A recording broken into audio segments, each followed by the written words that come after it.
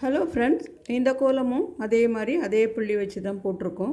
5 புள்ளி 3 வரிசை, 3 புள்ளி 1 வரிசை, 2 பக்கமும் வச்சுருக்கேன். ரொம்ப ஈஸியான கோலம் தான், பிகினர்ஸ் கூட போடலாம். போட்டு பழகிறதுக்கு வசதியாக இருக்கும். வாங்க எப்படி போடுறதுன்னு பார்ப்போம். இப்போது இந்த 2 இந்த 2 4 இந்த 1 5 புள்ளி நடுமையத்தில் இருக்குல்ல, இதை கோடு போட்டு நம்ம ஜாயின் பண்ணுறதுக்கு வசதியாக ரவுண்ட் பண்ணிக்கலாம்.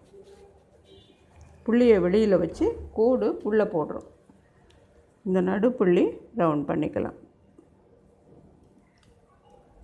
இப்போது இங்கேருந்து ஆரம்பித்து இந்த ஒரு புள்ளியை சுற்றிக்கிட்டு இந்த 2 புள்ளி கிராஸாக இருக்குல்ல,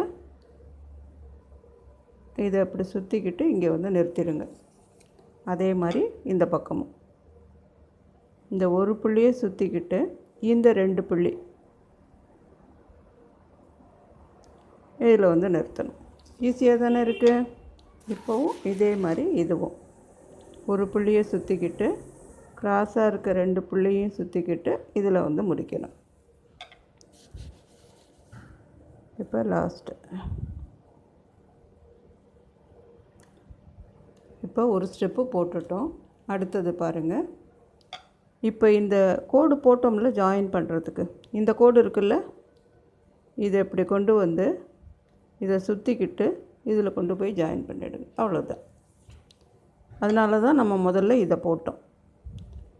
இதை கொண்டு வந்து இந்த 2 புள்ளியும் சுற்றிக்கிட்டு இதில் கொண்டு ஜாயின் பண்ணிவிடுங்க. முதல்ல இந்த 2 புள்ளியும் சுற்றினோம்ல, இப்போ இந்த 2 புள்ளியும் இது வழியாக சுற்றுறோம்.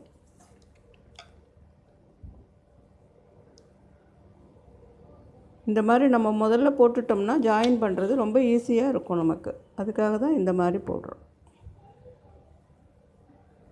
அவ்வளோதான், கோலமே சரியாக போச்சு.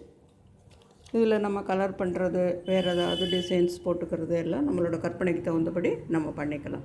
இதில் நான் நடுமையத்தில் மட்டும் மஞ்சள் கலரும் இந்த ஓரத்தில் 4 பக்கமும் கலர் பண்ணியிருக்கேன். லைக் பண்ண கமெண்ட் பண்ணுங்கள். இன்னொரு கோலத்தோடு வந்து சந்திக்கிறேன். நன்றி, வணக்கம்.